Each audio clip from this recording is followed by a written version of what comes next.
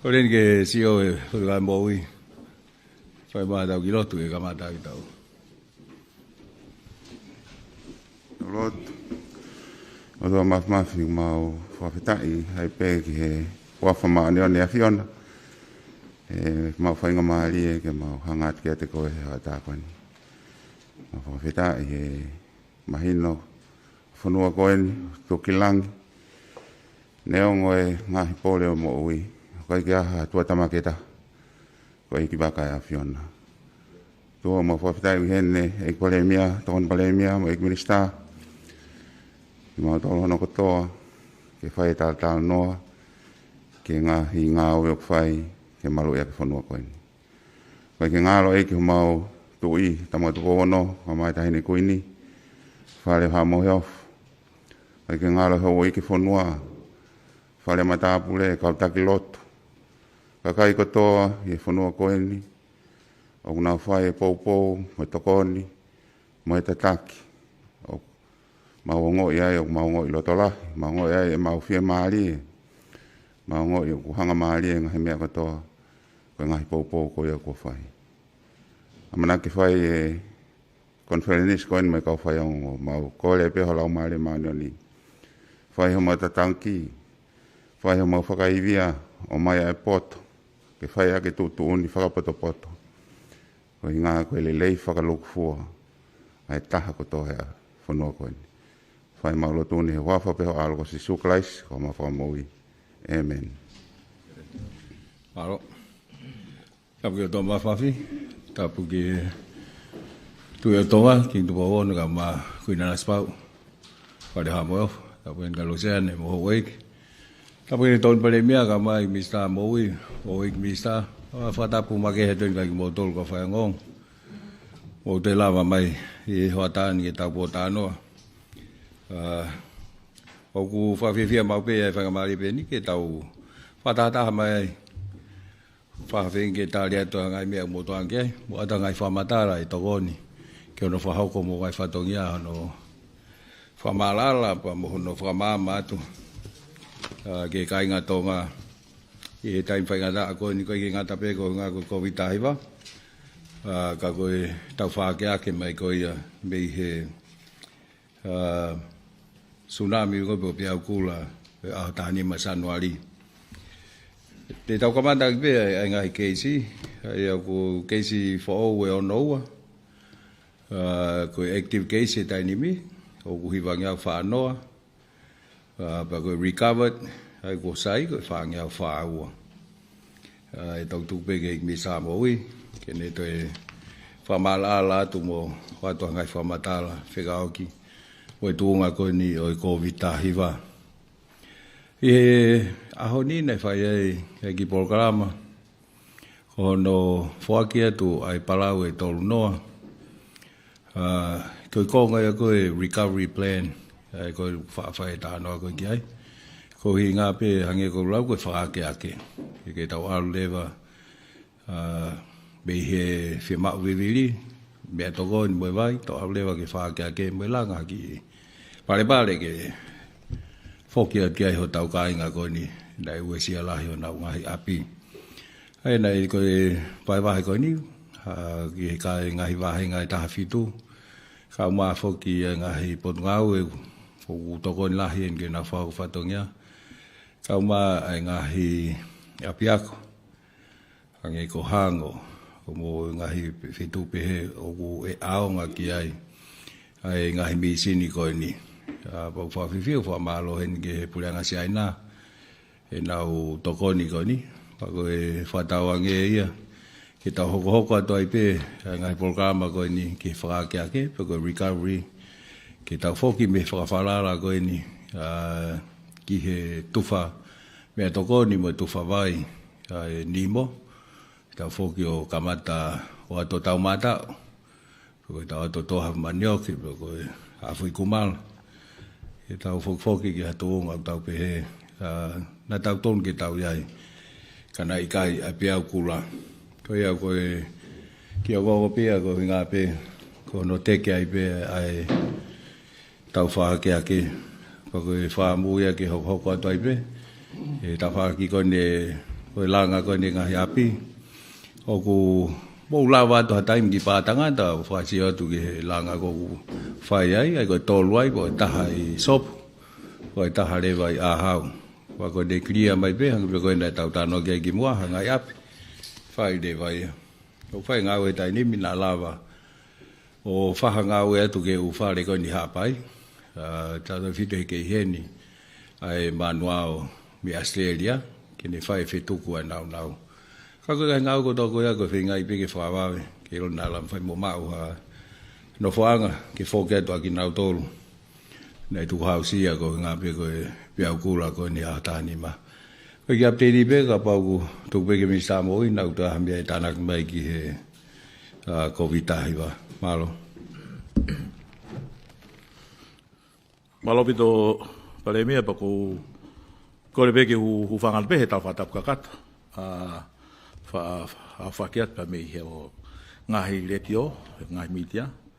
Kai whai beha tānaki atu ki he tunga koe ne tau Koviti wa. Hanga pe koe mea ek Palemia. Me he tau konferenisi e kau Faiongoongo koe ni Moimoi koe aho Pulelulu. Me ai ke ahon koe nei ke sfoa e te aua noua. Ai koe te au he aho Pulelulu pe au noua ane afi. Mau ai koe na active case e hiwange au whanoa. Pe ako surika vai e toko whange au whaua. Koe ebe ki mea maho inga he au mai koe ki aho ni. Iai ngahi hotspot. Ia ngahi wheitu. Ai ako nei lava lele ngau e pot ngau e ki he kauwholau mai koe me nusila pe mo Australia ki tānoa. Nei toko toluhi vai na e positivi. Pe e toa e ngahi specimen ke ave pe ki nusila ke whai hano sio ki he variant. Matu i he tau press conference ko he waka na e wholau mai ai a filo mo nau tolu na e ave whako iau mai ai e variant ko ia ko e Omicron pe kako e taipi ua. PA ua. Ai e toi ave pe moeni ke whai hano sio ki ai. Kui ai mo hango sia tautai o a sia ki ai e toko tolwha ko tori na e toko ni meni mafou. Ai ko ngahi area ai ni te upehe ko ngahi hotspot. Ka ko whai pe ai ngau e pot ngau e ki he ngahi wheitu ko ia. Ko e tunga koe tau huhu malui, kei pesete hiwa fitu e tausi uluaki, tausi ua ku pesete walu hiwa, pa koe pusta o ku pesete e whata. Ai koe tunga ku iai. Na e lava lilei ai pe foke hono e tokonia e helikopeta koe na Australia, hono ave kau ngau e ki Nomuka, Whanoi, Tungua, o whakakato e ngahi huhu pusta ko ia. Pea ku whakanganga ki whoki mai kau ngāwe ko ia i he whiawhini, mawe ngāwe ko ia pe ko a pongpong. Aia ku whai whamalo ki he pureanga Australia. I he tokoni ki he ono ave ko ia o e Pfizer, ke whakakato aki ai huhu malu i pe ko e booster doses ki he ngahi otumotu.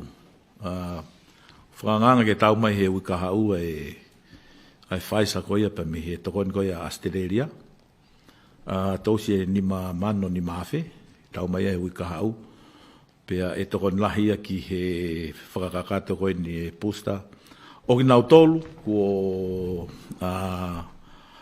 kakato e taimi ko ia me he nau tausi ua ke whakakakato ko ia e pusta.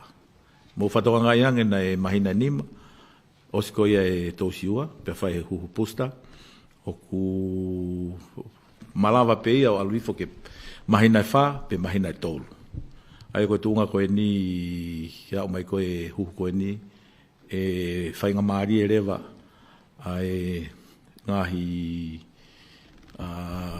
feitu u, ki he huhu pusta, kai lava lewa toi saiange peseti me he whātaha, e toi lele yang. Koe au koe ki he ahoni, koe CVPC ala, koe CVN e tahaman whangea whitinima. Tahaman whangea whitinima. Pea koe rapid test, oku whiunga mo e whamano, te au hiwa wha. Ai koe whataha ina wae ku e ni mamano ono ngea ono hiwa. Ai koe test lahi e noku whakahoko he potu ngāwe ki he kakai koe ne whanua. Pea koe ngai positive cases e na ku o si whai ono whakahoko atu. Ko wawau i he press conference whakamuimui ke ahoni. Ko kamata rewa ke mahanga he potunga mo ui, he timi koe potunga mo ui o si ofi whatatau ke ngahi i information ni whakamuimui pa mei maman lahi. Au ki ha taimi waweni pe lahi ngawe aki he potunga ue ai rapid test. Koe uhinga pe kai tuku e PCR ke ngahi mea mahu inga mo hange koe ni ke whai hasivi ke whapapau ko ha variant pau ke whai e PCR ia.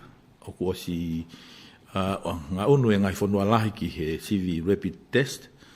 Mo whataka ngai ang kau afisi, kau mo alu ki Australia, koe whoki mo alu ki ngai whanua o ku whai CV PCR. Tai nim ko fisi mo ka alu kau tori ki Australia o koe requiremenia nau tolu koe rapid test kai ki te whai PCR. Ai koe ngā unu katoa pe ia whatatau ke ngahi information ni pe koe ngahi whamatala whamuimuita Fekau'aki pa moe omikoloni. Dai ia ai pekia e ua i he aho e ua ko osi ka e positivi ki he omikoloni ka koe pekia ki ngahi uhinga ke pe koe pre-medical condition. Koe mahalo koe ki tāna ki wāwea pēa ki ai ka pau e ai ha toi whehui. Ka koe tāna ki wāwea pēa ki tunga koe kui ai e Koviti tahiwa. I tāna ka o matbena i tā mea ne nai. Ai oku nai tāri lewa he kabnetia ne nai. Ke kamata ai form 1 mo form 5 i he pule lulu ka hau. Kai tuku mai mori te mo tūsite ke whae ngahi teu whataha put ngai mo ui, wa mo put ngai ako ki he kamata koe ni form 1 mo form 5 ukawai koe ni anoa rea ai pasi mo ualamia pehe e kai ke lere ai commercial bus ko u transportation ko toa pe e area e put ngai ako ko inga pe ki whapapau i pe ai tokolahi mo ualamia pehe tatau pe pa mo wakai e put ngai mo i hange ke mahino available mass mo mea pe mahino to pe policy ko ne puleanga pau ke fully vaccinated fai ako pe to ki ataki fai ako i ha apiako o kulele ka ko tu e tai ni mi ko mea pe ia e liu ka pe ka mo essential service ai reserve bank ke atamo ki na tolu i he Tongatapu. Ai ko liliu pe ia ki he restriction ko pe ko tau tatau ko ni ngahi service ko ni he loto alere ko tai ni. Ai ata ki feui tau toto me la hi pe e wa be ale tai mi wa kamata mai le. Ai be la lo ko ni mai ka pa to ha wa pe ka son. Ek Palemia ko pe ke ai te pe ki feui e tolu he ka pa te fok ke te fok mai ka ko sfia be uia. Ka lava ko feui. Ko Fekau'aki pe ke potunga mo ui o fa pita ase tau rate ko vaccination ki he COVID ka wai u fae ni hi una message mai ke ta fa ke ko na pepe wai pepe ni una osia no to tari wike ua ke hu malu i waki wai pepe ni ko wike ono humalu i to au sa no ki hongo fulu ko tadi wan game he menes fra va he o no klotonga mo ua I humalu I ko Koviti ko ki raki pe bo bo ki ko let peka siale ke dokta siale ka ola CEO ke ne famatala I mange ai uhinga ko ai close contacts o wai ka kai o mahau na nga we mo to ko taha ko na family o ma we nga mo to ko taha ko na family ma we covid o tala mai o kau pe mo ka nga we ko ia isolate o pe ko close contacts Porque fui fa si pe ek Palemia ko ke tafaki ko National Retirement Fund ne fai fere bito ka telefoni mai ke ngata pe media ko ni media ka kotoa pa fai ne ki fa totolo ki he National Retirement Fund ko wa ko nganga ko si fanonga ni ahoni ne fai fa taha ha boate pa ke tari ke okay anda no policy porque okay ke ange ko a fund ko ni ke fangi ka ngau ko private sector ko feu pe aku pe fare me pure anga hene lava lele pe ia ki he retirement fund go ai ka ngau pure anga ko ia be malo sabe lala ke talia tu hena toketa to akas pa ko ka tau ke talia ke hu malu go fangi pepe pamo close contact o kuhinga ke feui malo kolpe ke hu fanga Tongatapu ko si afaki ka tarat mo ai fehu ko ni ulaki mo na pito ai fehu I o ku ai pe wesia ai ngawe ki hu malu ai fanau ko ngawe lai fo kia mo tau mo ngawe ai pot ngawe I ngai tau lai o ma ke tai nimi na malu I ki tau tol ai hu malu na fai ko lockdown ni mo ngai ngau ko ma ke tai nimi o feinga pe ka ne si ke na lere ko na ngai api o fai ai ngau ko ni e tem tatau o kai ho ha ko na alpe he te nau fetuka maki pe te nau fok mai maki ko ngau ko ni o popo lele kai UNICEF pa fa ngau fa ta ko fa tu ai por ngau ko va ve ta ha fonga lele ta ka fa ho ko ni o fu ma ngau pi ka pa de ki la be ke close contact o ko ngai definition o fu ma hino apito pe ko close contact ko ta ku te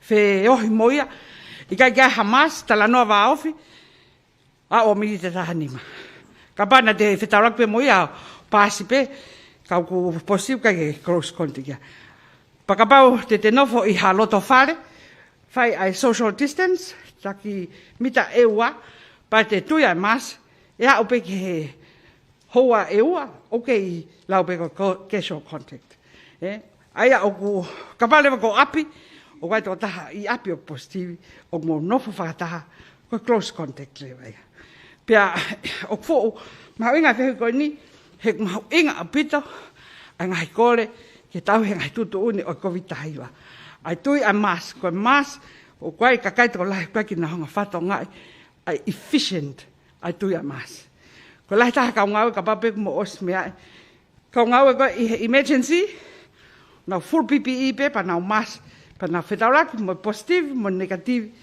ko statistika ko ki ahoni fa fe mali apito o ku ke hao be ka ngawe emergency ko full PPE ma be talet fewi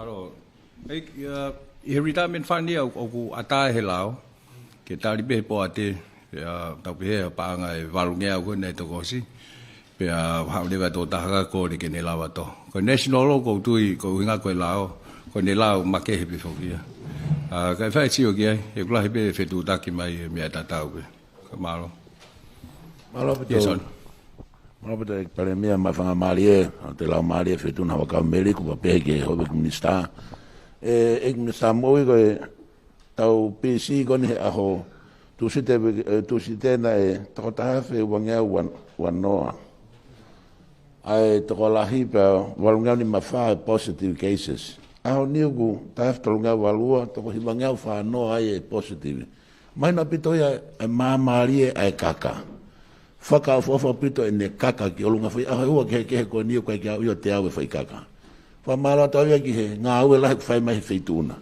ko ki fe hu ko ko ki ai ko Toko tolu hiwa kon e mau he, pe test positive mi he kau flight patriation.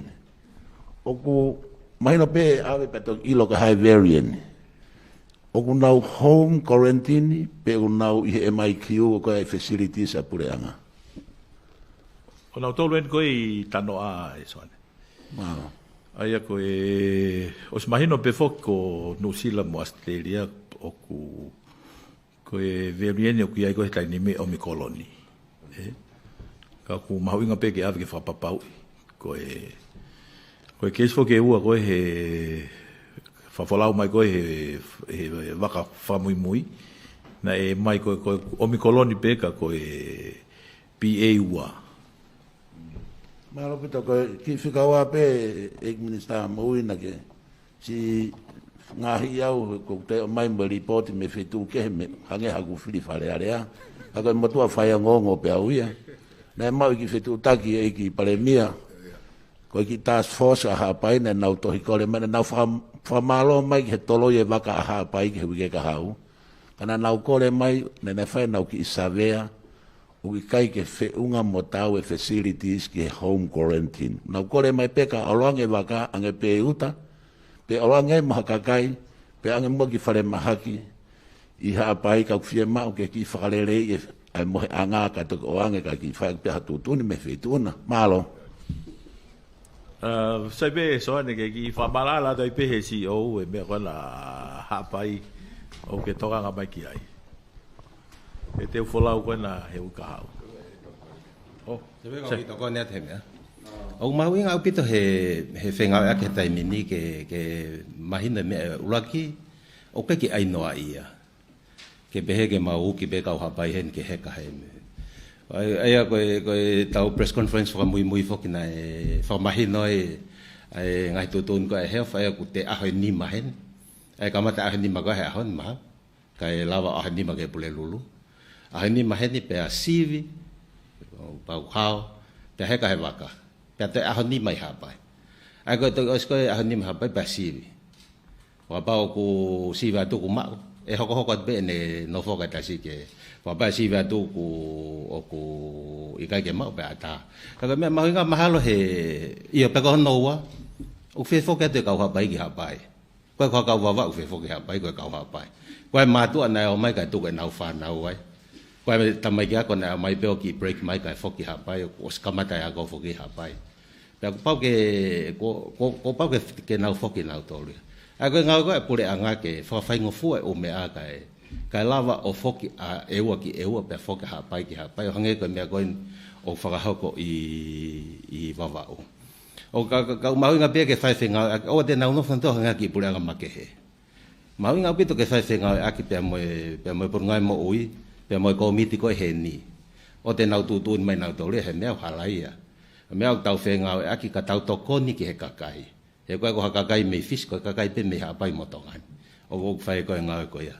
O mautuk whanau o matole he umea. Kau kai pe whaunga ki he whetu utaki koe ai komita hapai ki he komit koe ni. Pea moe ngau whapule anga he tau whetokoni aki tau te fito. I he taim whainga taa pe he ni. Ko tui koe lau maari e kou toton ke asme he taimi ni. Koe lau maari e whetokoni aka whaiho tau le leitaha. Ke whakahato e whia mau e kakai tatau te fito ke ua mai o mau no whapeo. Pau tatau pepe mo komit koe e ua. O ku mau whakanga aia koe wholau whai he aho pule lulu. Mau whakangai mhako ha toko te au tupki e ua. Ko hapai ko toko te mahalo pena o wangeau. Kai ti pen pe he whakapoto mo sio koe ai pot ngai mo ui ki ai bea mo e kau ngau e koe na unau whai ngau ki ai. Koe mea mahui ngā mahalo he whoi ngāwe koe ni koe whai totonu koe kau wholau. Ka pau koe ke whe mau, koe no mo nifo ke ke lawa por ngai mo uia o polisi e tō taha ko tō pena e nof mau i he whoi aho e nima. Ko kore pia kia ki he kai ngā hapai me kai ngā eo kou te teo ke whoki atu mo whai totonu he ki whoi aho e nima o ku kore atu e por ngai mo ui ke mo nof mau ai. Pia sivi pa mo wote ai ki whoi aho e nima. Mahino pe he wasi mau e u holoia ke whakahoko ai. Pea lotonga ai ko e wai o mai nau hingoa nau tolu mo e toko whia ke holo kolokoe, toko whia ke holo kolokoe. Ai koe prosesia mo e whai ngau e lotonga whai koe ki hapai he taimini. Ka kotui all in all hange koe taulele mai koe he press conferences. He tau whanonga mai koe ni maui ngau pita tau whetokone aki whai toton. petau tali fale iko o mai e por ngai mo malo pito e ki tala ke pe son ko ngai foi a ne tol ko si na e fenga aki lahia e CEO mo e Tongatapu le ko e va aki tua mo e Tongatapu le o hapai Tongatapu le o eua o nau tala noa i koe ke fonga koe e lelei taha pea mo e iwi malava koe o hapai mo e ua ki he whakafoki atu koe o e kāinga. Aia ka pai toke ha whainga mea ki he titeila koe aku hen pe ai CEO pea mo e Tongatapu le wa koe ki tua i he ola e nau tala noa aki. Pena ka wai mo e tokolahi, koe hae tokolahi a kau folau ke foki ki e ua pea mo hapai te naulawa koe o tokanga i he ki taimi koe ni o ku te nau foki atu ai. Malo? Malo, pito, kata ko me more pe e kinista moi koe ka eke te peti koe ka whamore more pe koe si kainga hapai koe kakai talangofua mo kakai whai tō iwi ai whatongia. Koe ki whakarea mai peia e tokon Palemia ka ataki whaituna. Ko nau si inofu anga o kai ki nau mau ai tau o ko fa mal tena tari pena to tu ni ka un si fa tangi mai pe ko si lava facilities o fa kato ya ke ko Tongatapu ni malo alo hoko fa malo atu soani fa nge pa mau inasi Polokalama fe hui ko vakai ko ta ni ai mea ku o ku totonu foke mau honga ia e ka kai fonua i whatongia ko nuk whai he e mau tolu ko ne potunga we mo ui pa koe wakai ko ke uwhika aho ko toa pe mo ngā we ki he whika hange ko ni o ku whai he aoni ka ko e pia ke mohanga o ki whama ala mai e ngā we ko nuk mo whai he tracing hono kumi ko ni ai whenga ko ni ke ma o mai ni ihi ko na e whai e konteki. Ko wakai whau he me e taha, ko si i whiu e kau tracing ia, he ngahi rea ta e tāu o whai atu. Ka koe nau ngā we ia, ke kumi ai ni ihi koe ni na e whai e konteki. Malo. Malo pito Luciane pa koe moina pito pe mea ku ke mea ki ai. Koe pole whaingata ke kau ngā we, koe pe taimia ko kape ki nau tolu he telefoni he whenga tu koe ke whetutaki. Koe kono whekumi koe ke kau primary contact, mono monitoa koe nau tolu koe hai ngai api, o ku lahi taha koe telefoni. Ku awhuka hui taim ka ku mahalo te utukange au hen ki ke Tongatapu le wa ki tua ke nehanga o ki wha maala ala mai ai whaunga ai ano whekum ki nau tolu, na nau whiohi wāwhi.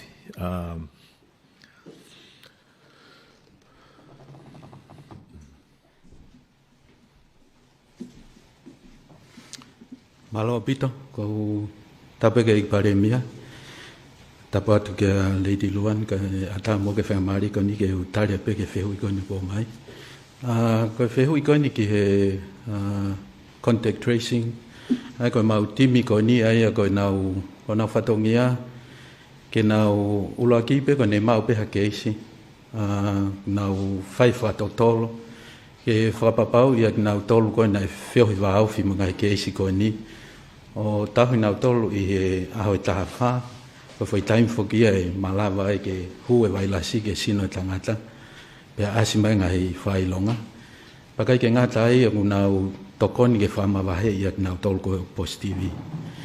Teu la pe ke he ko e timi contact tracing i ko loki mi Sydney e whatongia ko ne pon Moimoi.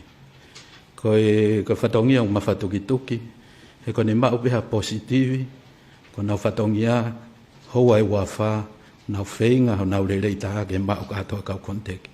Aia bulele pe ia ah moi po o kai ke tuu ia talu e kamata ko ni ai tau maha ki. Pea ku vahe mau ngai timi ko ai ni ho nau fai fetu tak telefoni. Wai taime ni ho kai ke mau ngai fika telefoni. Pak nau vakai ire va ngai fonga ke ko e ngau ke ka office call o ko Facebook a messenger ke ya o ke ni ko ni he. wai pe pole whaingata e whauwhatongia koe ni o ku mantu wai pe ni e kakai ko toko lahi e kakai e whanua nau si pou mohonga i e whauwhatongia. Kau koe ke hamea e hao i mamanu wai pe ngahi pole whanonganga. Paku wai e taim lahi e nau whainga koe ni ke mau e ni koe ni ke whakamawahe. E koe lelei fo ke nau whakakato ngai whatongia koe ni he hoa ua whakamawahe mo whakapapau ia ki nau tolu ko oku puke ke whakamawahe ia me kau kontek. Koe tau toko ni ofia ke whasisi e kakai whika ki wawe ki o lunga pa tau mapure i lelei e whakautua koe ni. Ka koe kuku kore pe akuia ke kakai pe whanua ke nau si whatokanga ia pe si whahoko whatongia ni koe ni mo si pou pe ka ting nau tolu. Koe nau tokoni ko o mai koe ngai whika ko totonu e tokoni lahi au pite mo ngai whamatala totonu ke waweange tau mau aki nau tolu ko ku whiohi wāwhi pa la whakamawahe i nau tolu whasisi e mawhola e wailasi. Ka koe ia pe ki tokoni at malobito. Malo pe no whenga mali ko whehui ni ke Eiki Minister mo ui te Moimoi pe he mea ko ia e tokon Palemia. Mahino foke o kamata ai wholau atu ko ia ki ngai tuku i motu i toke lau i hau pule lulu. Ai au pau ke whai e CV pe anau toki malawa wholau atu. Ko e tō lai taha ni eko o manaki ke nau wholau o whai e CV i hau ni o ku mai whamatala pa me i whare mahaki o ku osi e tau tesi. Ko e wakai pepe ko e hae to unga o ki ai o ku iai ha mea e to e lawa hini ihi ko e nio whai pe ku o ka pau ku osi ku hatai me mahino e to o mai ai hatau tesi. I think it's the rapid test, Malo. Malo pito e salamo. Ko tui ka pau nei o se mea sivi e kai ki aluha waka. O kei toi pe mea sivi rapid test e potungawe. Toi mea sivi malo o toi tolu awhetupu. Kei toi pa mo e mea sivi PCR. Na iai e whanongonongo holo ko e huinga ko ku toko ni manu sila to e tau mai e rapid test e uikahau. Ko inga ko inga hisivi ko e ni o whai holo ko e ni he u senta ke ki i whakapoto ange tau whai ko e ni rapid test. He kuhange ko whakahoa ko e nei ku atu ko e whika. Ko rapid test e whaamano te au hiwa wha. Ki e ahoni. O kei toi pe na toi ave mea test ki hapai. PCR la pe mo e ke to mai ko specimen o mai. Tatau pa mo e rapid test. Ai ko fotutu ke algo i he pulelulu i kahau ku ke whainga mari e pe ki e hange ko ku whaoha. Ai ko e whika ko e o ku whetala no akia e CEO e potongai mo ui ko e CEO e Meiteki pa mo CEO Public Enterprises ko ke alu ku he whafofua ki ka pau ko e ua ko te aua noa pe te au ni manoa hapai. Ai au ke pule lulu ko ia u ka hau o whenga e potongai e whata pa mo pranga nusila ke tau mai e whakalahi o e rapid test he aho tusite he waka ko ia hau ko e menusila. Kuiai pa mo e tokoni me puleanga si aina o te keke au mai. Ai aku fufa vale lahi ke potunga ke ose me asivi kai ke fai pe fotutu. Malo. Ka pate o to e Moimoi pe ho famala alau mahina opito ka ku iai ni ihi na lava tani nai ke ave ke fai e sivi ke nau folau. Pe ko e famadala nei tuku mai pe mi he ka whakawhatongia ane nai o ku ose me asivi. Ai ka pau koe nau ke to Eiki Minister pa whakata mai ke si CV ka kai ka nau foki atu ki motu malo. Ke foki ki wheko e wain mo mea to kamata e ukahau. Ko CV e tok whai CV pe nau heka he waka. Heke te nau CV na tolu he ahoni pa tok alu he ukahau. E koe maru koe whamala ala ia Minister koe. Ai koe whemea ki namna tohi ke o nau hingoa. Ko tok pule lulu te uheka ko he waka pa e tesi ai. Ko ke peke le sisita o nau te ufolau. Ko mea le vai po ngai mo ue fai ko no cheki pe wai ha primary contact pe ku isolate o nau api.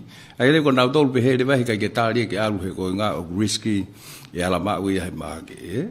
Ai le va pa ko ke peke le sita Na o le vai pule lulu tesi ai ko ni negative pe heka positive pe malolo. E sai ya palo. Ia. Patapat pe ek Palemia Tonga ka ma ona po Hu'akavameiliku pe foke ek tokon ni Palemia pe mo ek minista mo ui mo hafangan famole pe ek Palemia na ke mea pe ko tokon kon misiaina ko ngahi palau e tongo fulu ka ku fafeta ke feitu una ku kawa toa ya hango ko apea ko ngowe ya ai siaspesilana i ewa ka koe whehe ui pepe o whewhenga a pia ko kehe o na ngowe pe hange ko toloa mo atere pa pehe ke ngai kolo ka ia nau misini. Aro. Ina koe takai wafo kenia, takai ulakina ave palawa toloa ko atere. Ai koe lewa ko ave hango ko si atoutai. Nego pe unau lockdown ka ave pe vai nau palawa. Ai koe finga pe ke whakatoto. Koe maalo pe ko lawa mauata ki palawa. Kau whafofonga, kau mga ngai pot ngai ni. Kai koe nei osi tufa pe ngai pot ngai koliski mo. Whawheta e mau koloa. Koe whehui pe no koe Fekau'aki pe en ba moi tuai koe ai langa koe ne ufare to koni ki ngai wheitu koe nei uesia. I whakatamak whanatula. O koe taha whoke ngai uhinga koe kere kere. E lava ke wakai ipe koe hamea futu ai pe hea e kere kere. Koe bon be ko uhinga la be foke fatari ke pa be ke clear mai be fa ke ai pa na check pe ko ta ko hana api pa ko hana api be ko hai hana api be ko fare ai ko fangi me pe he te na faka ka to na tol pa na to ta mai de ko ku mau lo to okay be ai api ko ni ke fa langa ai ko fangi me ape u neongo ku ngari mama ka ulahi ku pau pe ke whakakakato, ka unga kato ki lawa o whaelanga. Malo o bento ke ki whehu i pe Fekau'aki pa po kau ngau e whakapule anga o ku iai ai ngahi pot ngau e o ku whekau i e nau kau ngau e ke nau home isolation. Ka o ku i e tutun ngau e whe mau haki i tohia pe me pot ngau e mo ui ko nga ke whakapapau i ai taimi o mo loloa koe na home isolation ko si whehui mai pea ko nga na ha whahinga whonga ke whengau e ake ai pot ngau e mo ui pia mo e puleanga na lava pe ke email yang e hataha ke ngahi pot ngau e ko nga koe ni ihia o malava pe o mole nau monu ia nau whanki ilivi mo mea ka i taim tatau ko nau kore pe e toi lele yang ka pai whahaki whengau e ake ta whako ia pa koe ki whehui pe no wa Fekau'aki pe mo rapid test pe o ku pau pe ke hu mai ia ha kau taha ku laiseni hange koe u pharmacy pe o ku lava pe hani ia o hu mai ha hangi rapid test ko ngo fai pe koe i api ke nau ngau e ake o nau ngai family ko ngape ki mamafa ko malo. Sabe que si o buena tene tarea te foi feu kana mele. Yo malo vito koe yo la whehui Fekau'aki mo e kaunga whapureanga. O whatonga e pe koe kaunga whapureanga o ko se pe policy a e PSC ka hataha o ku nofo i api. Ko e huinga ko e whemau ke isolate pe quarantine ko nga ka close contact ka pe ko whamatala dokta toa nai. O koe ke more ne rivi ana. Aia ko whamonia ko e whaingofua pe koe pe lisia e ke tāpure ke te baki toa, Dr. Reynolds, ke provide toa te verification. Ko teo kai ka fuu, Palemia ia. Whaingofua o beto peha no ato e whakamuoni o kukau e toa taha ko ia he close contact to isolation. Ko e whehui hono hoko ki he mea sivi. Ko e mea sivi, ai o kau e he medical supplies. Ko pate mu whatonga e mea sivi, ai o koe pe lao ke he Therapeutic Goods Act. Ai o kuneha o wei malu o drugs and medical supplies. Ai ko drugs and medical supplies wa pe no committee. Pe ko ni toi taimini o ku whakakau pe ai committee whapato ke ngai ke o pharmacy. Ngā he ko nau tol te nau lava o verify. Ai kau he committee pe e mawhai ko ake ni hanga o recommend ke minister mo ui.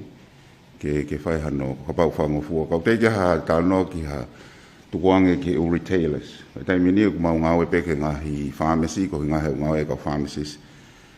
Ko me ala ku fai he komitika ko verify ko me sivi ko o mai o ku up to standards. Na fai ku he ko time fo genia fu fie ma o with o me sivi pa ko te metaha o ku hu mai ka tamai ta ko me sivi to ton. E fa tu ta ma ke te.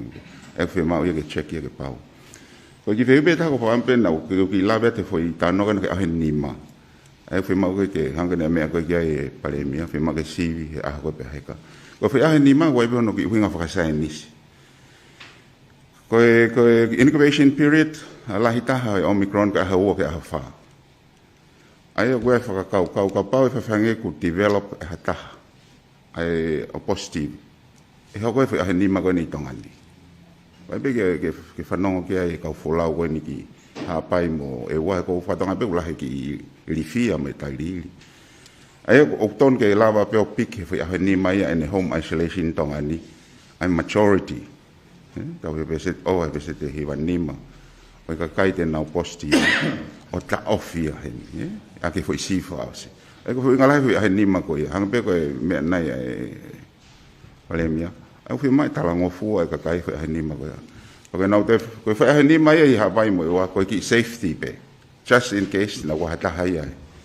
E ki lo at the incubation period. Ko fa ngala fa ni mai ni ko incubation period common ta ai Omicron ka ha wo ka fa. Malo.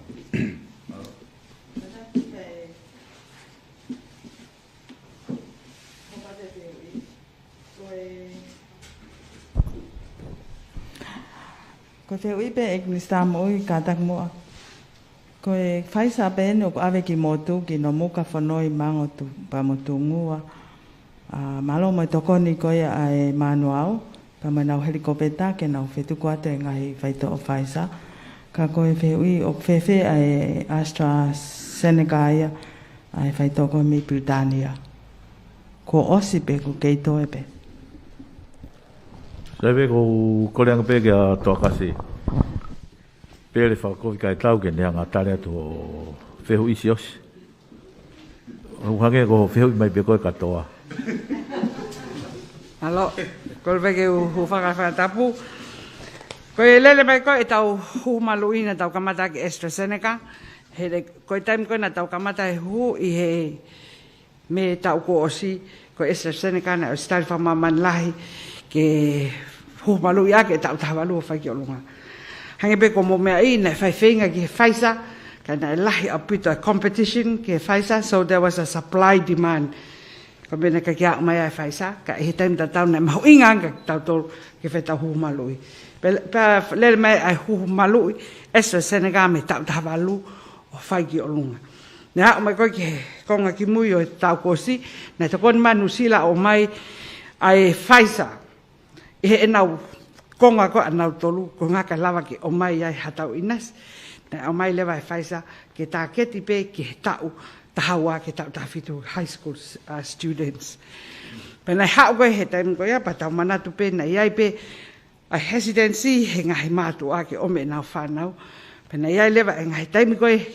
whainga tafo ko faisa ko te ke mau ai ultra cold room ke hono tau he faisa ko ospe mini ai ahato no e nea mai tonga ni e expire fai to pana mau ngawe ang agleva ai fanga maria ko ko tempe to ya faisa ko skamata pusta ma man pa mau tu agleva pusta ena mau kamata pe ya mau tol ko ka frontliners ka o a mai ki tainime ama ki tainime ko faisa pe mau lele aki ki he pusta ko lava me pese tangi pe ko mo me ko ki he mau malui ko me lava ai huhuia o whanau tau ki ta fitu. Ko AstraZeneca o ke maupe, ka o mau atu ke kakai o tau tahawalu whai ki olunga. Pa koe anga pia recommendation wha maman lahi, ka pau te kamata ake AstraZeneca ko booster e whai ake ai whaisa. Ko tupe ko mo os mea pek wha me ake pehe minista, ko tu ke kahau e toi tokon manu sila ke o mai ai whai to ke tau nima ke tau tataha. Ko ia pe malo. Alo, pita mau whainga mali e. Ko tūk tau whanong ko tau pē koe whomo no ini pia mai whom fitu te nau whoki ki loki ako. Pea koutui oku mamata kotoa mai penga i mātua kotoa i live stream kotoa. Pea koe whiriwhai ngata ai nia ke ngai whae ma ke tuange mai nau tolu. Ko kole peke feituna ek Palemia, ek minister mo ui. Koe tairi ili au pito. Koe uhinka peko amanake na wat ki api ako.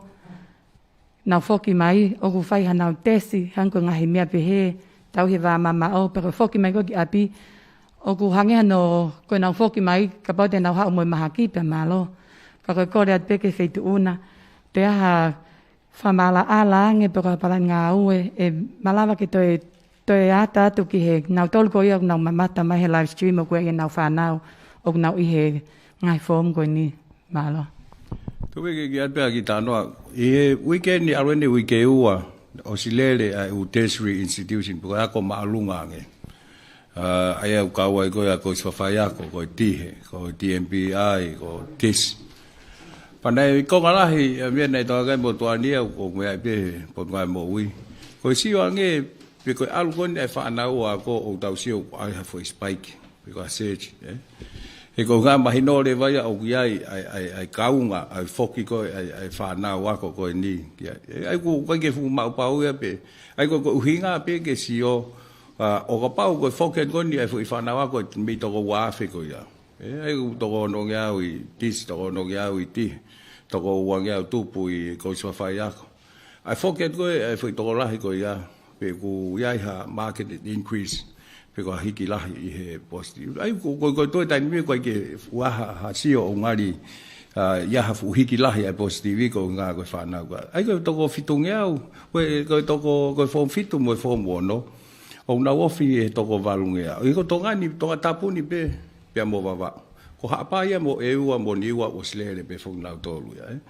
Ai ko me ko fika tata woni toi tana ke tu. Pa e monitor fa le be pa mo po nga mo ko nga ke sio pe ko ha increase pe kai. Papa mahino ia o lahi ai UKC, pa to close down pe te malolo pe fom fitu po bono. Me ko ke tesi i kai ko ku e fa malo i ke tu e mas. Ai fa nau pa fully vaccinated. Ai fa yako e pa ke wash their hands pe pa ko ga nau sanitize. Even hange ko botuan ko tu tatau pe. Ko forget ka pi ko ke tesi au.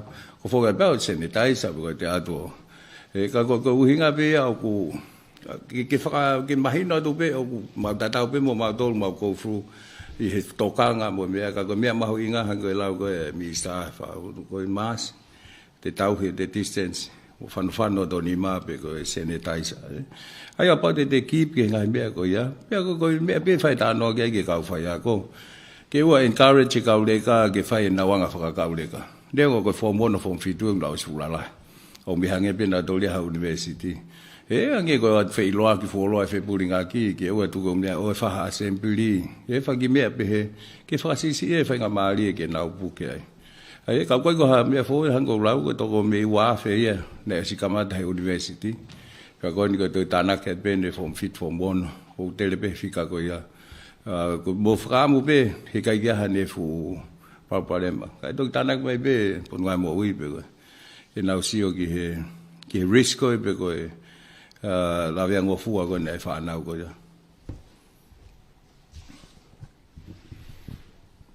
Malo pito ek Palemia pe ke tokon Palemia mo minister mo ui ko anea fina ke fa foki mai tau kakai ko i ha moa pana toloi me ke ahoni. Pak behu to toloi pe ke wikau ko hana ya ai me au hoko pe ku ia ha me au ku hoko o to toloi ai pe ko fe hui Fekau'aki pe ia ko fa am pe o ka pau ko fa nga mali hange ko ek minister ko tak mamata mo ek minister pa anga pe ko fa nga mali hange ko fa nga mali pe ni fa ai press conference ko ni pe ko fa hinga me ake press conference ke lava mai hange ko ka business i mo ka tak mamata hange ko fangi fe hu ye me pe ka mahino pe ya ko Covid hi va ta to kan ke ai ka ko hi pe kan no fangi ta fa ak pe he pa me no fe il malo a Catalina ko Na ai foke whakataha mai a foke waka mei fisi, waka pa mei Vanuatu, pia mo e waka pa mei Hamoa. Na e tari Vanuatu ke wholau mai waka kai ke te hapa kaupa sese aluangi. Matu ku whai alatua koe ni me he whetuku o si community transmission pe o si mofere o mikoloni e community. Ko Hamoa koe tuai pe ono tike ke tari mai he kabinete Hamoa ai wholau koe ni. Nai pe he toloi me he ane afke ahoni ka ku tike ke ai o ke whai e whengawe ake ai potungawe ko ia ki muri. Mo e potungawe ki muri ko Hamoa ko mea whakapure anga ia. Kana nai o simau mai nau tohi ane awhi o kore mai peke ki toloi o ke si ofi e he kabineti e tunga. He ko Hamoa eu te ke community transmission pe mo fere he community. Neongo ku iai ka i he nau MIQ pe. Pe a ko tunga ko e he tainemi. Na mau pe de nau lava mai ai pe he i he ahoni. Ka ku ki whangongo pe ki whengawe aki e potungawe ki muri a enimo e potungawe ki muri a Hamoa. Tautu i pe mahalo koe wawe mai taha pe he ka hau. Malo. Hal pe he whakatapu ka tokana peke ki Faiongoongo. Koe ulaki pe ke mahoinga pito pe o ku o lolotonga lere pe a whengai aki me kai kautaha ngai businessin. Pe i lolotonga ni whai e whakatala noa pe mai kautaha e kau takmamata o whakafou pe he Eiki minister. Ka o ku kono maho inga e o hange pe ko tokang koe ni ke whakaawa ki he form fitu mo e form mono. Ka pau mo mea i pe na tau lere mai pe, ko ngai mea maho inga taha pe ke tau mea koe mo ia e whanua. Teke ke hataha e tokot wharimahak, teke ke hataha e tau whawheta, teke hataha e pe kia. Pe ana ka mata whakaawa rewa u businessi. Aina konu tau lere mai ai, nau lere aho ono he wike. Pe whai toka ngā ke, ai koe maho inga fu ke tau unu pepa tau whenga ke whakafoki mai anga maheni, koe tau whenga ke he ako, pe mo tau toka ngia. Ka ko toka pe ke he hoa ako ne businessi, ka pau ku whakarea pe ke misa, e lawa ke mau to he whaha mau talanoa, ka ko hange pe mo mea iu whangatangata e talanoa whakatoko lahi he lolotongani, ka urere pe e whetu taki, o si whai ate toko ni ki he ngahi business tak mamata, mahina wetu pe ia ke pure anga au ke wheunga. Whakatatau ki he lawea ngai businessi pe mo ngahi Tongatapu ni. Ka ku tau unu whakataha whakarufua pe. Ki he anga pe mo whahe tau re reitaha. Ki whakawhaingufua atu ki kamata ke whokfoki mai ngai mea ke anga mahini. Ka ku kai whaiataha ngā oe pe mo ikmisa takmamata. Ki ke whahatala no re rei ka ku whai pe whunga whakatangata. Malo. Filo. Koe ki wheui. Koe tau whenga whoko e taini mi ke tau mo ui me he Koviti. Kana e mensinia ka ne nai e pe kia. Pea nai positive. Ko whaimia koe ki mahino ka te au. Hange u tō mama e whoi konga koea. Pea u pehehe ki Eiki minister aia. Koe pe kia koe ni i e uhinga kehe. Kahiria u positive. Ko whaimia koe ki mahino i ka mautoro koe kakai. Koe pe kia lo tonga positive. Pea pekia aia o talamai o uhinga i tawhake. Tuke hanga baka whatu utamake accident. Taka pau keke rawa ke toi ki whakama ala mai uhinga o pekia koni he kurotonga na pekia ui laine positive. Ko whe rewa ai pekia te tautala ko pekia ia i he korona. Ko vitaiwa. Ko whe rewa ai pekia te tautala ko Koviti ko pekia ia i he tuunga whakai sino pēna i anga mahen peki ai, ka koe hui kone positive. Koe ki wheui pēia, mo ki whei pēta haa e Palemia. Koe pasi kone kua rea ai. Koe unga peki aka pure anga, pe koe uhinga kātoa ki he kawako kona tonga. Ki whamalala si peki mea koe. Tari rua ke toa e whewua. Ai whai siu whakaluku fua pe. E maino pe whoku ai mea lerea toloa, wai mea lerea atere, wai pe mea lerea lia hona. Ai te mau mea lere mau whai lewa ke mau whanga lewa supplement pe koe hae mea o toi lewa ke o hinga pe. Ma tu koe form fitu pe mai ono. Koe koe a koe whakatoa. Ke o hinga lewa ke whai koe uhinga tu koe ke pure lulu, ke a whai aho. whai hata noa pe ka hai mea u whia mau ke. He mai no tō lahi pe mo ka kai u kau pina tōna mea le. Ka koe si o lewa, ko hai lewa tō lahi whia mau ke uta mai. Pai whahanga au ke. Io, malopito filo e fehui koe ni, ka kou tauhen pa mo e Tongatapu le leo koe whalemaki nai ngau e ki he keisi koe ni ke ne hanga whamala ala mai ki a tautolo katoa. Malopito, ko whanga pe whatapu. Whamaloat ke fehui maho i ngaini. Uraki pe, koe ka fehui e neo whainga fua hano tali.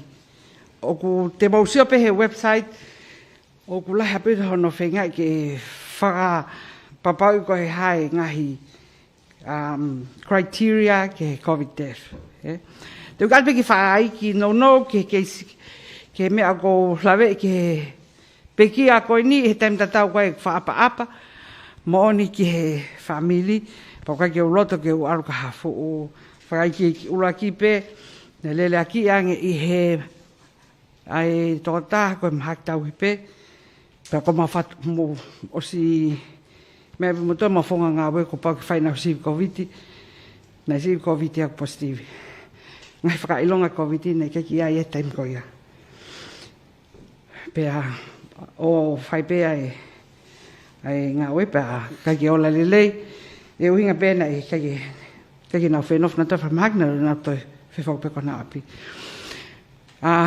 o koe pea e tui e ala ai koe siwi koe mate koe Koviti o whakakalasi pe koe mate whakatupu e Koviti o mahina pito no ngahi whakailonga no e mana wā koe shutdown system koe o se ampio fupu ke lahi ia i ngai whakailonga ki mua koe whawhonu koe tai koe whelangaki ne ka kia ha whakamatala pehe i he tō koe ni pea o kai e whahinga ni ko nang hangi pek mo mea i he ngai whamatala whai pehe i he website ai ponga mo uyo ngai whonua ki ke o ku oange whahinga e koe whemau ke whaele ta pang pa moe whatahan o tes na tōku positive pa ku ke kia kakunga ia ai positivi ke nau i whaimaki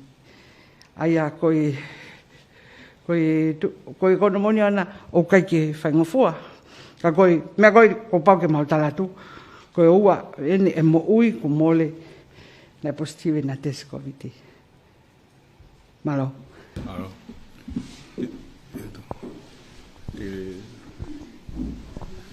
malo e mawhanga maria koe whehui pe e minister mo ui na ke wha mea whuki o Fekau'aki pia mo e Omicron o kai ke wa ia pe kapakau ke alo mau hata pia koe mea mo on mo nia koe mea whatoka ngai koe he taimini koe tu koe whataptapu i utau lotonga mama lanmori koe community ia he taimini ku mama uri ia o kai peke te aha whakataptapu ia te sio kita ia. Ka pau te mo maha whainga maari e ke mo ki lere o aahi e u kolo koe ni.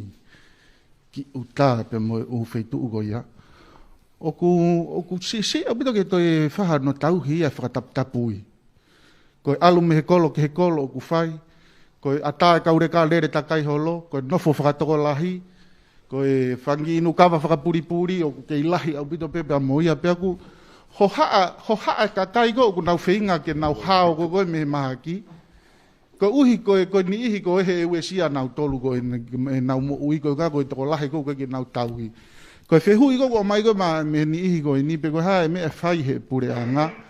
Ke oua hoko tau ataina koe ni ai ni ihi nau whai e whiri koe ke nau tauhi e ngai whataptapui.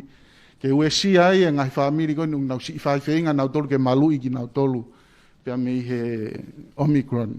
Koe ki whehui whao si pe, ulahi ono omi eni ke newspaper ni koe, kai ke uiloi pe ku lahi ne hono o hake, ai ue sia whakai atamai mo ue sia whakai ongo koe ai whonua. Mo uiloi pe ki ngahi aha mai koe ni ki muini, na ki uha. Koe ne pā koe a mana. Te sia he tangi a kaureka. Mo tau tolu ko ni lalahi au ke te lava mo he mau tata pe va ia pe ko ngo pe ko pa e pe ko te pa mai ko tau mo unga fi.